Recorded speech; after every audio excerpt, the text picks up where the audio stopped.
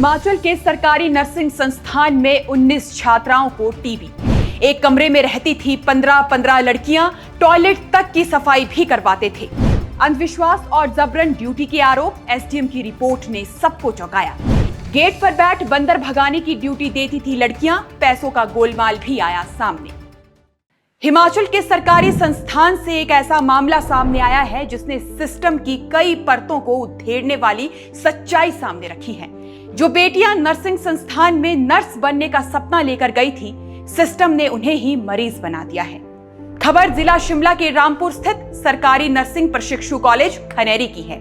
यहाँ 90 नर्सिंग छात्राओं में से 19 छात्राएं टीबी संक्रमण की चपेट में आई हैं।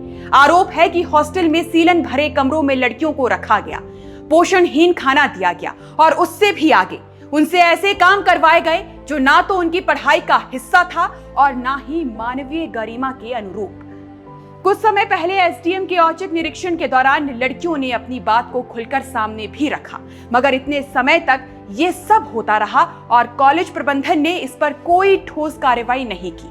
और ये सभी खुलासे तब हुए जब हॉस्टल में छात्राएं बीमार पड़ने लगी। इसलिए आज हम इस पूरे मामले को तथ्य के आधार पर आप दर्शकों के सामने रखेंगे।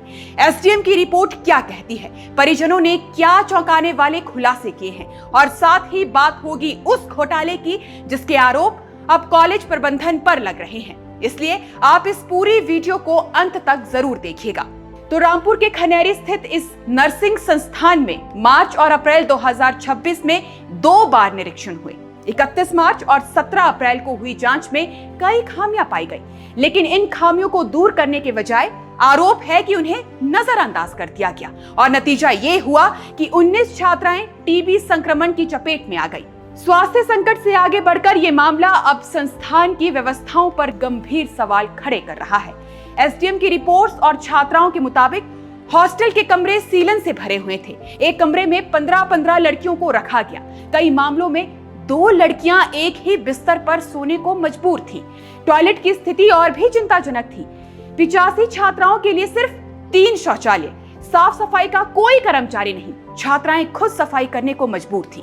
कुछ छात्राओं ने खुलासा किया कि हॉस्टल में 10-10 दिन तक पानी नहीं आता था। ऐसे में कई छात्राएं खाना तक नहीं खाती थी क्योंकि टॉयलेट इस्तेमाल करना मुश्किल हो जाता था। वहीं हर महीने 3600 रुपए मेस के नाम पर लिए जाते थे, लेकिन आरोप है कि सुबह सूखी रोटी और हल्की सब्जी दी जाती थी।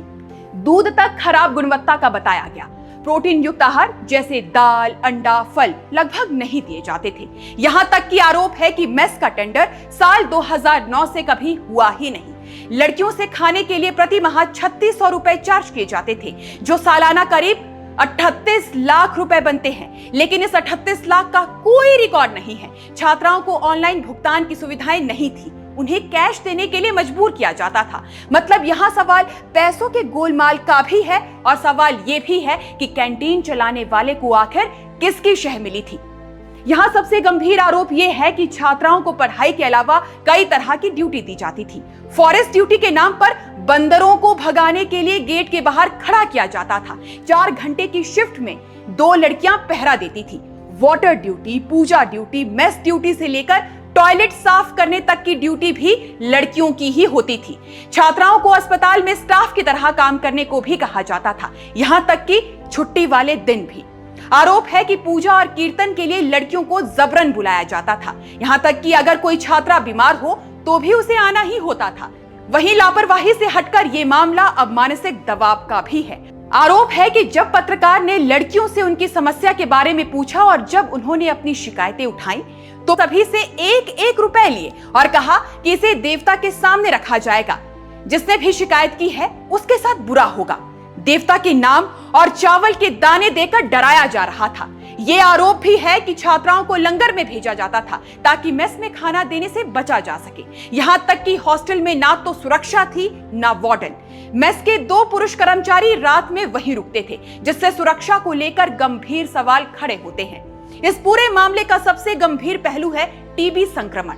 रिपोर्ट के अनुसार 2 छात्राएं टीबी पॉजिटिव पाई गई हैं और उनके संपर्क में आई 17 अन्य छात्राओं में भी लक्षण पाए गए हैं। कुल 19 छात्राएं प्रभावित हुई हैं। ये सिर्फ एक मेडिकल केस नहीं है, बल्कि उस वातावरण का परिणाम है जिसमें ये छात्राएं रह रही थी। भीड़-भाड़, खराब पोषण, गंदगी और लगातार मानसिक दबाव, ये सभी टीबी जैसे संक्रमण को बढ़ावा देने के कारक है। अस्पताल प्रबंधन की ओर से कहा गया है कि छात्राओं का इलाज किया जा रहा है। एक कमेटी बनाई गई है और एक रिपोर्ट भेजी गई है। एसडीएम स्तर पर भी जांच हुई है, जिसमें करीब 20 बिंदुओं पर खामियां पाई गई हैं।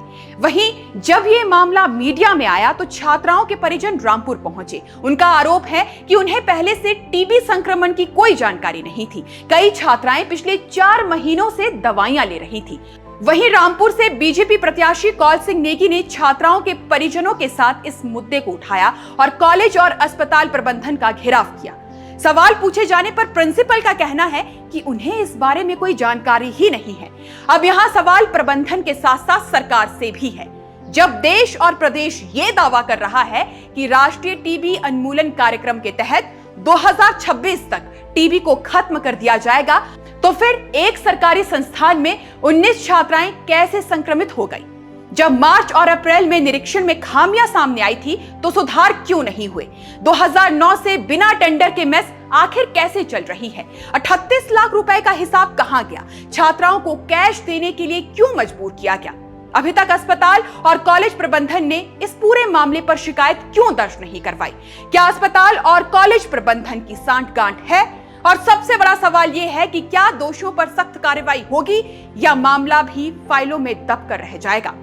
अब ये कहानी सिर्फ एक सरकारी नर्सिंग कॉलेज तक सीमित नहीं है, बल्कि सवाल ये है कि हिमाचल में और कितने ऐसे संस्थान हैं जहां ना बच्चों को हॉस्टल में अच्छा खाना मिलता है और ना ही बढ़िया सुविधा। जिन बेटियों ने सफेद कोट पहनकर सपना देखा था कि दूसरों की जान बचाएंगी, आज वही बेटियां खुद इलाज के लिए कतार में खड़ी हैं। ये लड़कियां खुद सिस्टम की लापरवाही की शिकार बन चुकी हैं। खैर, अब देखना यह है कि क्या कॉलेज, अस्पताल प्रबंधन और सरकार इस पूरे मुद्दे को गंभीरता से लेती है या फिर नहीं, या फिर यह मुद्दा भी किसी और मुद्दे की तरह बस चंद दिनों में दब कर रह जाएगा। आपका इस पूरे विषय पर क्या कहना है, हमें कमेंट सेक्शन में जरूर बताइएगा। अभी फिलहाल के लिए इस खबर में बस इतना ही। नमस्कार।